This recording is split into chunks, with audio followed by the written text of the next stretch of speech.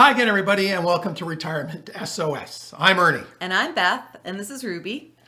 And not too long ago, we did a video about the pros and cons of downsizing.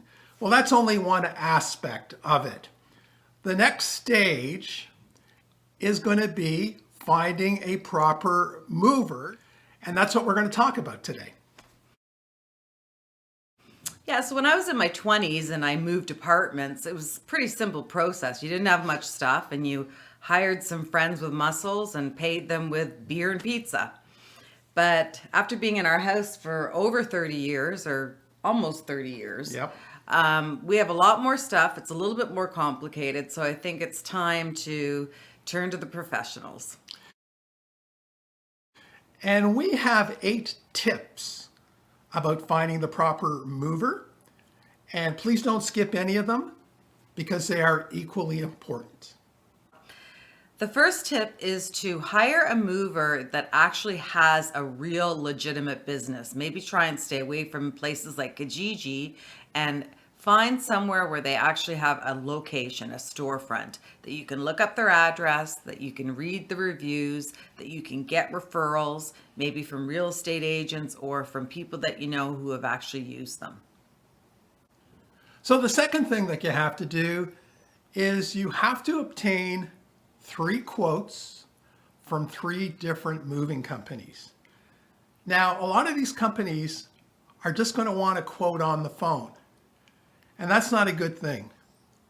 The reason being is that if you get a quote off the phone, I have a feeling that quote will be incomplete and there could be extra charges at the end. So the key is you have to bring that person from the moving company out to your home. Then they can do a very, very thorough quote. And also, you have an obligation to tell the representative from the company as much as you can about the move, including where the truck is going to park, the elevators, the stairs. So be wary of company representatives that try to make you sign after they've done their estimate while they're in your house. You need time to review that estimate. So once you've chosen your moving company, it's time to do your research. First thing you have to do is check them out on the Better Business Bureau. Now, a lot of these moving companies are going to have a negative review once in a while, and that's pretty normal. So don't worry about that. Unless you see a trend of red flags and bad reviews, then maybe you should avoid them. Another thing you should do is see how they handle disputes. That says a lot about them. And other sources that you can check are Google reviews, Yelp, and also in a lot of cases in your town, there's probably some local reviewer that maybe does this type of thing. So check them out too. You may want to check to make sure that the company you've chosen is part of the Canadian Association of Movers, and in the US, that they're part of the United States Movers Association. Companies that are part of these associations are held to a higher standard of conduct. So the next thing that we're suggesting is make sure the mover is licensed and insured, but just don't take their word for it. Make sure they have a paper document, and it's the commercial liability insurance. Make sure that you take a look at that, because if there's any dispute over damaged goods, that's going to help a lot.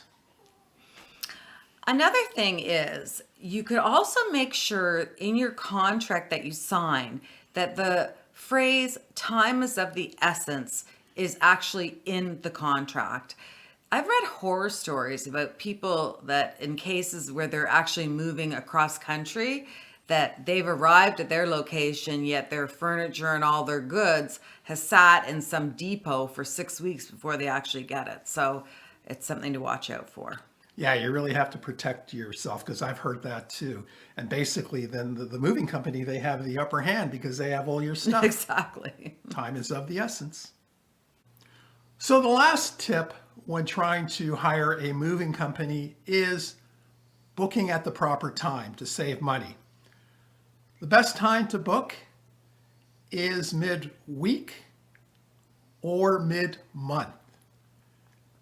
And if you are booking between May and September, those are peak times. So you really have to book well in advance. And also, you can save money if you do your own packing and your own labeling.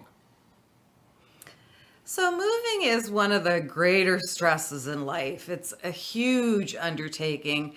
The more prepared you are, the less stressful it's going to be.